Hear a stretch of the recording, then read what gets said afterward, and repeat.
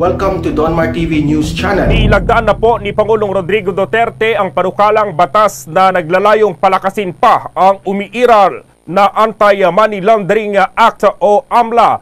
Sa Republic Act No. 11521 na pirmado ni Pangulong Rodrigo Duterte noong Biyernes, sinabing importante ito upang mapangalagaan po ang integridad at confidentiality ng mga bank accounts at maiwasan ang money laundering sa buong bansa. Saklaw sa batas ang pagsama na rin sa mga real estate developers at brokers, offshore gaming operators, maging ang kanilang service providers na maaaring sakupin po ng AMLA.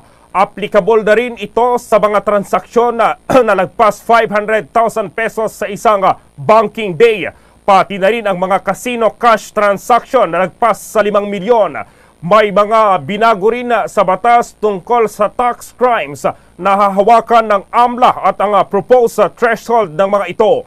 Dinagdagan din itong kapangyarihan ng Anti-Money Laundering Council o AMLAC para imbestigahan ang mga maituturing na suspicious transactions. Mayroon ding idinagdag na provision tungkol pa rin sa information security and confidentiality at sa incentive system reward. Inatasan na rin na itong AMLAC na bumalakas ng implementing rules and regulations ng batas sa loob po ng 90 araw matapos ang effectivity date ng nasabing batas. Sa ating pagpapatuloy, kabi-kabilang kwestiyon ang ibinato ni Senator Risa Ontiveros sa pinaiiral ng Standard Operating Procedures ng Philippine National Police at Armed Forces of the Philippines. Sa pagdinig ngayong araw ng Senate Committee on Justice and Human Rights sa mga pagpatay simula noong taong 2020, taas ang tinanong ng mambabatas ang PNP at AFP kung ang nakikita bang solusyon ng mga otoridad sa publiko ay bunot baril kaagad. Hindi man lang daw nila kasi mahanapan ng paraan para kausapin ang isang individual dahil masyado raw trigger-happy ang mga ito. Ayon pa kay Ontiveros, kahit pa pinayagan sa batas ang mga uniformed personnel na gamitin ang kanilang lakas upang depensahan ang kanilang sarili habang tinutupad ang kanilang tungkulin, ay hindi pa rin sapat na gumamit kaagad ng dahas. Parang ang mura lang aniya ng buhay ng tao kung ituring ito ng mga otoridad dahil masyado silang mabilis bumunot at magpaputok ng baril. Hindi naman ito pinalampas sa mga questionableng pagpatay ng mga pulis at militar. Isa na rito ang mga biktima na sina Agaton Topacio at Eugenia Magpantay na umano'y pinaslang ng mga pulis sa loob ng kailang tahanan doon sa may Rizal. Kung pagbabasihan umano ang mga ulat na ibinibigay ng PNP ay hindi raw nito kayang ipaliwanag ng maayos ang pagkamatay ng mga nasabing senior citizen. Saad ng pulisya, posibleng unang nagpaputok ang mag-asawa sa mga otoridad o nagtangkang tumakas ang mga ito. Samantala, naniniwala si Senate President Pro Tempore Ralph Recto na dapat bilisan ng gobyerno ang COVID-19 vaccine rollout sa gitna ng nararanasang pagbulusok ng ekonomiya ng bansa dahil sa health crisis. Ayon pa kay Recto, ang kawalan umano ng trabaho ng mamamayan ay dahil umano sa wala pang nangyayaring pagtuturok ng bakuna laban sa COVID-19 sa publiko. Gate pa ng Senador, ang pagbaba sa consumption ay nauwi sa pagkalugi ng nasa 1.5 trillion pesos noong taong 2020. Una nang sinabi ni Vaccine Czar Secretary Carlito Galvez Jr., lagi ng pamahalaan na babakunahan ang 50 million hanggang 70 milyong Pilipino ngayong taon. Posible rin aniyang dumating ang unang batch ng mga bakuna ng bansa sa huling bahagi naman ng buwan ng Pebrero. Samantala, iginiit din ni Recto na dapat ding siguruhin ng gobyerno ang food security sa pamamagitan ng pag-review sa farm-to-table chain. Paglalahad ng mambabatas, nilalaan ng pangkaraniwang pamilyang Pilipino ang 43% ng kailang kita sa pagkain, habang halos 60% naman sa mga mahihirap na pamilya. Ipagbabawal muna ng pamahalaang lungsod ng Maynila ang ilang nakagawiang aktibidad sa pagdiriwang ng Chinese New Year sa syudad. Sa ilalim ng Executive Order No. 4, sinabi ni Manila Mayor Isko Moreno na wala munang mangyayaring dragon dance, street party, stage show, parada at mga kahalintulad na aktibidad para sa selebrasyon ng Chinese New Year na idaraos mula Pebrero 11 hanggang 12. Hindi rin muna papayagan ang pagbebenta ng alak sa Binondo, Chinatown area. Ayon kay Moreno, kanselado ang mga aktibidad upang hindi raw masayang ang lahat ng mga ipinatupad na hakbang ng syudad bilang pagtugon sa pandemya. Mas angkop din anya ang direktiba lalo na't may banta ng mas nakahahawang uri ng COVID-19 na nagmula sa United Kingdom. Hanggat maaari, wala muna tayong mga activities that will encourage assembly of people in an area or public places. Maliban dito, bawal din muna ang paggamit ng paputok at iba pang mga pyrotechnic devices sa selebrasyon para masiguro ang kaligtasan ng publiko. Nagpaalala rin ang alkalde sa kanyang mga nasasakupan na sumunod sa City Ordinance No. 5555 na nagbabawal sa pag-inom ng alak sa mga pampublikong lugar, partikular sa mga kalsada at bangketa. Inaatasan din ang lahat ng mga barangay official sa syudad na ipatupad ang mga kinakailangang hakbang para tiyakin ang epektibo at maayos na implementasyon ng naturang executive. So, balikan uli natin yung sinabi ng komite sa Kamara na kailangan nila ng masusing pag-aaral. Kung kailangan po ninyo ng masusing pag-aaral, bakit hindi nyo kami iniimbita? Kaming mga nagsusulong ng hybrid election system, dinidedma kami. Hindi kami pinapakinggan. Hear us out. Wala naman pong masama kung iimbitahin nyo kami. At pupunta naman kami dyan sa Kamara para ilahad sa inyo ang aming proposal backed up by evidence. So, in fact, ako ang sumulat sa isa sa mga panukalang batas na yan. Pero hindi po kami inimbita. Ang inimbita ay yung mga stooges, yung mga alipin ni Smartmatic. Sila mga nandoon. Nung in-interview po ako ni Kuya Bong Martinez, may nag-comment po doon sa interview at sinabi niya, bakit nandoon si Emil Marañon at wala ka? So si Emil Marañon po mga kababayan, ito po yung abogado ni Leni Robredo na hinahamon ko dahil sumusulat po siya sa Rappler. Dumidepensa po niya, pinagtatanggol po niya yung mandarayang makina ng Smartmatic. He's been like that. Pinagtatanggol niya ang mandarayang sistema ng Smartmatic. So hinamon ko po siya, magharap tayo. Harapin natin ang sambayan ng Pilipino, magdebate tayo tungkol sa mga isyong ito, hybrid election system.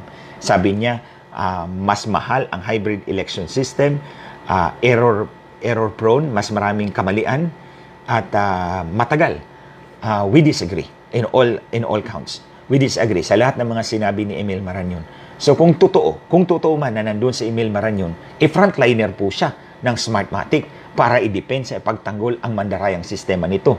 Kung abogado din po siya ni Leni Robredo, mga kababayan, sinong mandadaya sa 2022? Naisip ko lang po yan. Kung abogado ni Leni Robredo ang frontliner ng Smartmatic sa mga hearing para hindi maisakatuparan ng hybrid election system para Smartmatic pa rin ang gagamitin, alam na natin kung sino mandadaya sa 2022. May utang na loob ang Smartmatic dito. Kung totoo na nandun siya. Pero what is true, as far as I know, is sumusulat siya pabor sa Smartmatic. Pinagdidepensa niya, pinagtatanggol niya ang mandarayang sistema ng Smartmatic na ito. So, again, nanawagan po tayo sa committee ni Congresswoman Juliet Ferrer, ang chairman po ng committee na nagbabalangkas ngayon itong mga proposal na ito. Imbitahin nyo kami para kami naman handa naman kaming humarap sa inyo. Pag-usapan po natin, anyway, kailangan ninyo ng careful study, masusing pag-aaral, o nandito po kami, hear us out. Hindi po pwedeng si Smartmatic lang at si Comelec ang pakikinggan ninyo. Because we know na itong mga dalawang ito yung riding in tandem na pumapatay sa demokrasya ng Pilipino, ng sambayan ng Pilipino. Itong dalawang ito magkakonsaba ito. Ang isa alipin, ang isa ang amo. Ang amo ang Smartmatic, ang alipin ang Comelec. Dahil sa pera, dahil sa pandaraya. So, ito po ang panawagan natin sa House of Representatives. Meron pa pong panahon para pag-aralan po ng maigi itong sistemang ito that we are proposing, hybrid election system. Imbitahin niyo po kami, haharap po kami sa inyo, at pag-usapan po natin. Huwag pong matakot ang Comelec at Smartmatic. Alam namin, ayaw nyo kaming pakinggan, ayaw nyo kaming magsalita sa harap ng media dahil ayaw nyong malaman ng taong bayan ang katotohanan. Gusto nyo ang inyong mandarayang sistema ang mananaig. Kawawa naman po ang sambayan ng Pilipino. Kawawa po ang aming mga anak, ang aming mga apo. Meron din po kayong mga anak at mga apo. Kayong mga komisyoner ng Comelec, kayong mga direktor ng Comelec. One day, you will pay for your crimes. Because your crimes is not only directed against one person, hindi lang isang tao ang binibiktima ninyo, kundi isang buong sambayan ng Pilipino. Nag-hearing po ang Kamara noong 27 nitong January tungkol sa hybrid election system kasi nga po may mga bills po na nakapending doon, panukalang batas na nakapending doon. Ang sabi po ng chairman ng committee, we cannot rush. Hindi daw sila pwedeng madaliin at kailangan din po daw ng masusing pag-aaral dito sa mga panukalang batas na maging hybrid ang election system po natin. Now, kung kailangan po nila ng masusing pag-aaral dito sa mga proposal na ito, ang hybrid election system, ang tanong po natin sa kanila, bakit ngayon lang kayo nagsimulang mag-hearing?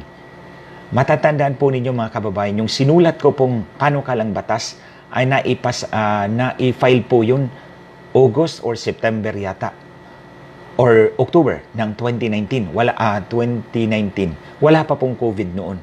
Natapos na lang po ang mahigit isang taon. Ngayon, mahigit isang taon na lang ang natira, mag-i-eleksyon na naman. Ngayon pa lang sila mag-hearing, January 27, 2021. So kung kailangan po ninyo, mga kongresista po natin, ng masusing pag-aaral, bakit ngayon lang kayo nagsimulang mag-hearing? Bakit hindi ninyo hiniring ito o dininig ninyo ito? Noon pang final ito, 5 yata ang nakabinbin dyan sa inyong kamara. So, dito natin makikita mga kababayan na walang intensyon ang kamara o at least ang komite na ipasa ang mga panukalang batas na ito para maging hybrid ang ating election system. On the other hand naman, itong COMELEC, sinasabi naman nila na kailangan ng hybrid election system law ay maipasa ngayong January 2021. Ngayon pa nga lang magsimula ang House of Representatives na mag-hearing. Tapos sasabihin ng COMELEC, kailangang ipasa ninyo yan ngayon. Sa aking paningin, ito ay laying the premises, laying the basis para pagdating ng batas, kung maipasa ito, sasabihin nila, wala na pong time. Sinabi na po namin na dapat nung Enero pa 2021 natapos yan. Kung maipasa po ito 5 months from now, o Hunyo, Hulyo, Agosto ng 2021, sasabihin na naman ng COMELEC, wala na pong time. Smartmatic pa rin ang ating halalan. Kasi gusto nga po nila na Smartmatic dahil nandoon ang maraming pera, nandoon ang malawakang dayaan. So, in fact, mga kababayan, sinabi na po natin na hindi kailangan ng panibagong batas para maisakatuparan ang hybrid election system.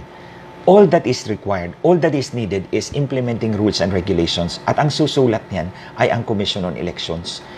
Meron na po tayong batas, BP 881, Batas Pambansa bilang 881, para po sa manual voting at manual counting. And then meron din po tayong batas, Automated Election System Law, Republic Act 9369, para po sa automated transmission ng resulta. So ito po ang dalawang components ng hybrid election system. Pwede tayong kumuha sa BP 881 at Republic Act 9369 para mabuo ang hybrid election system. Hindi po kailangan ng panibagong batas. Panlilin lang po yan ng COMELEC na kailangan ng panibagong batas. The power is in their hands after all. Ayaw nga lang po nilang gamitin ito. Ayaw po nilang isakatuparan ng hybrid election system dahil gusto nila Smartmatic. Dahil nandoon ang pera, nandoon ang malawakang dayaan. Dito lamang sila kikita once every 3 years. So, ang panawagan natin sa COMELEC ngayon ay you must act now. Gawin ninyo yung implementing rules and regulations. You have until March 2022. Mga kababayan, hanggang Marso 2022 po na pwede nilang gawin ang hybrid election system implementing rules and regulations. Ito po yung general instructions to the Board of Election Inspectors. So, sabi nga ng COMELEC, susunod lang kami sa kagustuhan ng lehislatura.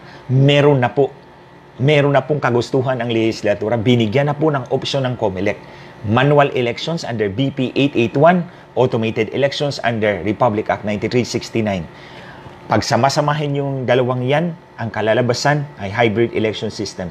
Nasa kapangyarihan niya ng COMELEC. Ayaw nga po nilang gamitin dahil gusto nila Smartmatic. Kaya nga po, dinisqualify nila ang lowest bidder dahil gusto nilang ibigay ang kontrata kay Smartmatic, ang kanilang amo. Sila, ang Smartmatic, ang amo ng COMELEC.